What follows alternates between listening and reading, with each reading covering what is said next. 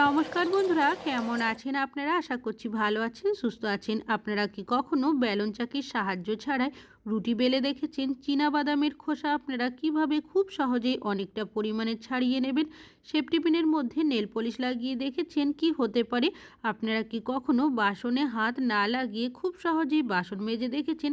গ্যাসের সিলিন্ডারের মধ্যে আপনারা পলিথিন দিয়ে দেখেছেন কি হতে পারে? তাছাড়াও আপনাদের কাছে শেয়ার করব আরও বেশ কিছু ছোট ছোট ইউজফুল কিচেন টিপস। চলুন দেখে নেওয়া যাক আজকের প্রথম টিপসটা। আমি এখানে বেশ কিছুটা বাদাম নিয়েছি। আমরা অনেকেই আছি যারা বাদাম খেতে খুবই পছন্দ করে থাকি, তবে বাদাম যখন ভেজে নিই বাড়িতে অনেকে, তার খোসা ছাড়াতে অনেকক্ষণ সময় লেগে যায় যদি একটু বেশি পরিমাণে বাদাম থাকে। সেক্ষেত্রে একটা পলিথিনের মধ্যে বাদামটা ভরে নেবেন। তারপর এইভাবে দুটো হাতের সাহায্যে আলতো হাতে যদি ঘষে নেন, খোসাটা দেখবেন খুব সহজেই আপনারা ছাড়িয়ে নিতে পারবেন। আর যদি একটা করে খোসা ছাড়াতে যায় সেক্ষেত্রে অনেকক্ষণ সময়ও লেগে যায়। তো আমি একটা পাত্রের মধ্যে বাদামগুলোকে তুলে নিচ্ছি, আর এক দুটো বাদামের যদি খোসা লেগে থাকে সেটা হাত দিয়ে যদি আলতো হাতে আপনারা ছাড়িয়ে নেন, তাহলেই দেখবেন খুব সহজেই কিন্তু ছেড়ে যাবে। আশা করছি আপনাদের টিপসটা কাজে আসবে। ভালো লাগলে লাইক করবেন। এখন চলে যাচ্ছি পরবর্তী টিপসে। যখন এই ধরনের অ্যালুমিনিয়ামের পাত্রের মধ্যে জল গরম করি, জলের আয়রনের দাগ পড়ে যায় পাত্রের মধ্যে, যেটা সহজে আমরা তুলে পরিষ্কার করতে পারি না, অনেকটাই ঘষাঘষি করতে হয়।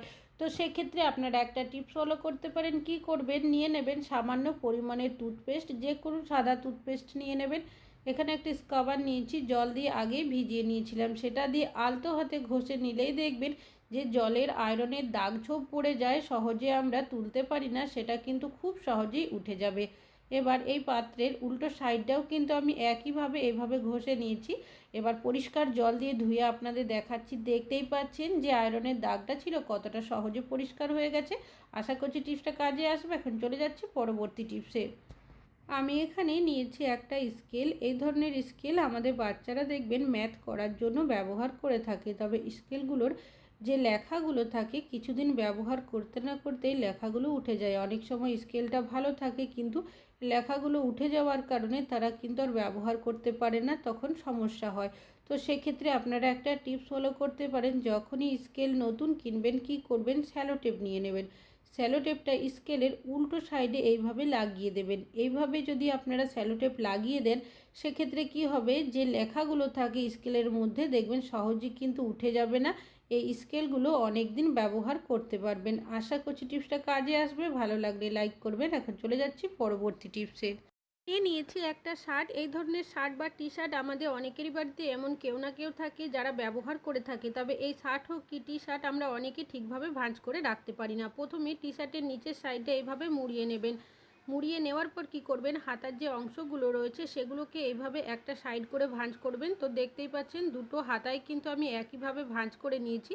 এবার আবারও নিচের সাইড থেকে এইভাবে করে কলারের সাইড অবধি মুড়িয়ে নিতে হবে। এবার একটা সাইড থেকে এইভাবে মোড়াবেন, অন্য সাইডটা কি করবেন, এইভাবে মুড়িয়ে নেওয়ার পর যে পকেটের মতো একটা অংশ তৈরি হবে তার মধ্যে ঢুকিয়ে দেবেন। এতে কি হবে, একটা লকের মতো হয়ে যাবে, শার্টটা দেখবেন কোনোভাবেই খুলবে না। আশা করছি আপনাদের টিপসটা কাজে আসবে। ভালো লাগলে অবশ্যই একটা লাইক করবেন। আপনারা কি কখনো জুতোর মধ্যে একটু নারকেল তেল দিয়ে দেখেছেন কি হতে পারে? আমি এখানে নিয়েছি বাচ্চাদের স্কুলের জুতো। বাচ্চাদের স্কুলের জুতো হোক কি বড়দের অফিসের জুতো, দেখবেন মাঝে মধ্যে আমরা প্রত্যেকেই কিন্তু পলিশ করি, তবে হাতের কাছে যদি পলিশ করার কালি না থাকে সেক্ষেত্রে সমস্যার মধ্যে পড়তে হয়। তো একটা টিপস আপনারা ফলো করতে পারেন। কি করবেন, নিয়ে নেবেন কিছুটা পরিমাণের তুলো বা কাপড়ের টুকরো সুতির, তার মধ্যে কিছুটা পরিমাণে তেল দিয়ে দেবেন। এবার এই তেলটা দিয়ে জুতোর মধ্যে এভাবে আলতো হাতে ঘষে দেবেন। দেখবেন এতটা সুন্দর পলিশের মতো হয়ে যাবে, আপনারা কিন্তু দেখে বুঝতেই পারবেন না। আর এইভাবে করেই কিন্তু আমি আরও একটা জুতো পলিশ করব, তারপর আমি আপনাদের দেখাবো, তাহলে আপনারা নিজেরাই বুঝতে পারবেন যে কোনো রকমের কালি ছাড়াই কিন্তু খুব সহজেই আমরা এইভাবে করে জুতোটা পলিশ করে নিতে পারি। আশা করছি আপনাদের টিপসটা কাজে আসবে। ভালো লাগলে অবশ্যই একটা লাইক। যখন রান্নাবান্না করি, রান্নাবান্না করতে করতেই অনেকে দেখবেন আমরা ভিডিও দেখি বা ভিডিও বানাই, যার কারণে কিচেনের একটা সাইড করে যদি রাখতে যাই অনেক সময় ফোনটা স্লিপ হয়ে নিচে পড়ে যায়। তাছাড়াও কখনো কখনো বাচ্চারাও কার্টুন দেখে, যার কারণে কোনো না কোনো আমরা স্ট্যান্ডের ব্যবহার করে থাকি। তবে সবার কাছে দেখবেন সব সময় কি হয়, স্ট্যান্ড থাকে না। তো সেক্ষেত্রে আপনারা কাটা ক্লিপের ব্যবহার করতে পারেন। যদি ফোনটা আপনারা এইভাবে লম্বাভাবে রাখতে চান সেক্ষেত্রে একটা কাটা ক্লিপের ব্যবহার করবেন, আর যদি ফোনটাকে আপনারা এইভাবে করে রাখতে না চান সেক্ষেত্রে আপনারা দুটো কাটা ক্লিপের ব্যবহার করতে পারেন। আর এইভাবে কিন্তু আমরা আমাদের কাটা ক্লিপ দিয়ে সহজেই বাড়িতে স্ট্যান্ড বানিয়েও নিতে পারি, কোনো রকমের টাকা পয়সা খরচ ছাড়াই। আশা করছি টিপসটা কাজে আসবে। এখন চলে যাচ্ছি পরবর্তী টিপসে। আমি এখানে নিয়েছি একটা গ্যাসের সিলিন্ডার। রান্নাবান্না করার জন্য গ্যাসের সিলিন্ডারের ব্যবহার আমরা প্রত্যেকেই কম বেশি করে থাকি। গ্যাসের সিলিন্ডারটা খালি হোক কি ভর্তি, একটা জায়গার মধ্যে অনেক দিন রেখে দিলে দেখবেন মেঝেতে একটা জং বা মরচের দাগ পড়ে যায়। কেন কি অনেক সময় ঘর মোছামুছি করলে জল লাগে, যার কারণে এই সমস্যাটা হয়ে থাকে। সেক্ষেত্রে আপনারা একটা টিপস ফলো করতে পারেন। নিয়ে নেবেন এই ধরনের যে পলিথিনগুলো থাকে, সেগুলো বেকারই তো পড়ে থাকে, তো পলিথিনটা আপনারা গ্যাসের সিলিন্ডারের নিচে এইভাবে করে দিয়ে সেট করে দেবেন। এতে করে কি হবে, জং বা মরচে আপনাদের মেঝের মধ্যে লাগবে না, আর মেঝেটাও সুন্দর থাকবে।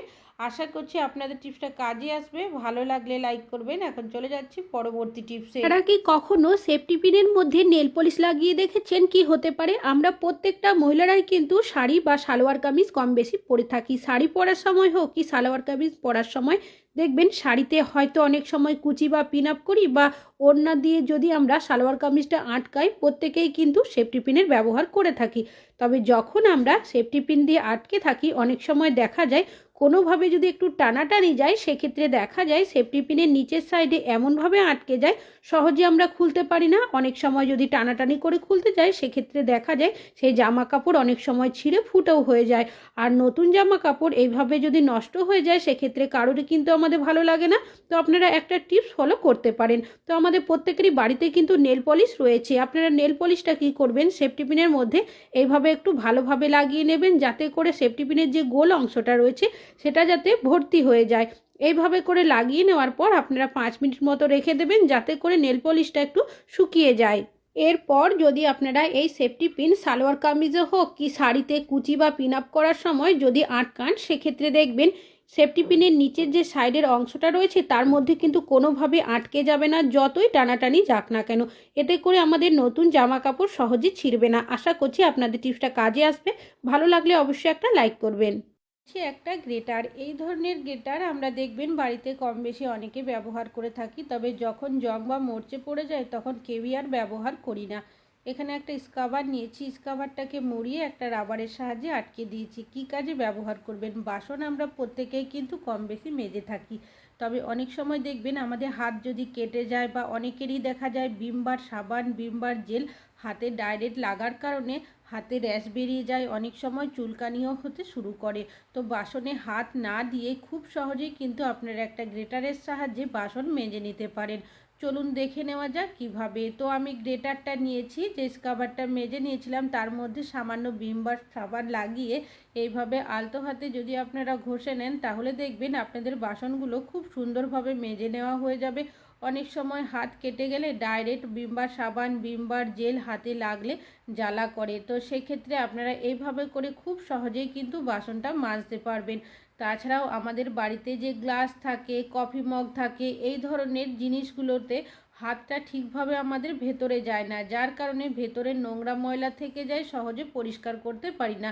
তো এইভাবে একটা গ্রেটারের সাহায্যে আপনারা কিন্তু খুব সহজেই গ্লাস, কফি মগ এই জিনিসপত্রগুলো মেজে নিতে পারেন। চাইলে আপনারা একইভাবে বাইরের সাইডগুলোও মাজতে পারেন। এইভাবে বাসন মাজছি বলেই যে আপনাদেরও বাসন মাজতে হবে তা কিন্তু নয়। যদি আপনাদের হাত কেটে যায় বা অনেকেরই দেখবেন ভিম বার সাবান, ভিম বার জেল হাতে লাগলে সমস্যা হয়, র্যাশ বেরিয়ে যায়, সেক্ষেত্রে আপনারা এই টিপসটা একবার হলেও ফলো করতে পারেন। আশা করছি আপনাদের টিপসটা কাজে আসবে। জল দিয়ে ধুয়ে আপনাদের দেখাচ্ছি, দেখতেই পাচ্ছেন বাসনটা কতটা সুন্দর পরিষ্কার হয়েছে। আশা করছি টিপসটা কাজে আসবে। এখন চলে যাচ্ছি পরবর্তী টিপসে। আমি এখানে কিছুটা লেচি বানিয়ে নিয়েছি। রুটি আমাদের কম বেশি অনেকেরই বাড়িতে বানানো হয়ে থাকে, তবে অনেকে দেখবেন এখন চাকরি সূত্রে বা পড়াশুনোর সূত্রে বাইরে থাকে, তাদের কাছে রুটি বেলার জন্য অনেক সময় দেখা যায় বেলন চাকি থাকে না, সেক্ষেত্রে সমস্যার মধ্যে পড়তে হয়। তো কিভাবে বেলন চাকির সাহায্য ছাড়াই রুটি বেলবেন, এখানে একটা থালা নিয়েছি, যে লেচিগুলো বানিয়ে নিয়েছিলাম সেটাই নিয়েছি, কিছুটা পরিমাণের আটার গুঁড়ো মাখিয়ে তারপর লেচিটাকে এইভাবে করে হাত দিয়ে ভালো করে আমি এভাবে চেপে নেব। সকালের দিকে যখন আমরা বাচ্চাদের বা বড়দের টিফিন বানাই, অনেক সময় তাড়াহুড়োতে বেলন চাকি খুঁজে পায় না বা হয়তো অনেক সময় এঁঠোতে থাকে, সেক্ষেত্রে রুটি বেলার সময় অনেকটাই সমস্যার মধ্যে পড়তে হয়। আমি এখানে একটা বড় সাইজের প্লেট নিয়েছি, আপনারা থালারও ব্যবহার করতে পারেন। এইভাবে হাত দিয়ে চাপ দিয়ে আপনারা ঘোরাতে থাকবেন। তবে যখনই আপনারা আটাটা মাখবেন, বেলন চাকির সাহায্য ছাড়া যদি বেলেন, সেক্ষেত্রে আটা মাখাটা একটু নরম করে মাখবেন আর আটার গুঁড়োর পরিমাণ একটু বেশি দিতে হবে। তবে মাঝখানে একবার তুলে দেখে নেবেন, যদি আটা গুঁড়োর দেওয়ার প্রয়োজন হয় সেক্ষেত্রে সামান্য পরিমাণে দিয়ে দেবেন। তো আমি এখন রুটিটা আপনাদের দেখাবো, তাহলে আপনারা নিজেরাই বুঝতে পারবেন বেলন চাকির সাহায্য ছাড়াই কতটা সুন্দর রুটিটা বেলা হয়। তবে এর থেকে যদি আপনারা বড় সাইজের রুটিটা বেলতে চান, সেক্ষেত্রে আপনারা আবারও থালা বা প্লেটটা ওপর থেকে দিয়ে একইভাবে চাপ দিয়ে কিছু সেকেন্ড এভাবে ঘোরাতে থাকবেন। তবে আমি এইভাবে রুটি বেলছি বলে যে আপনাদেরও বেলতে হবে তা কিন্তু নয়।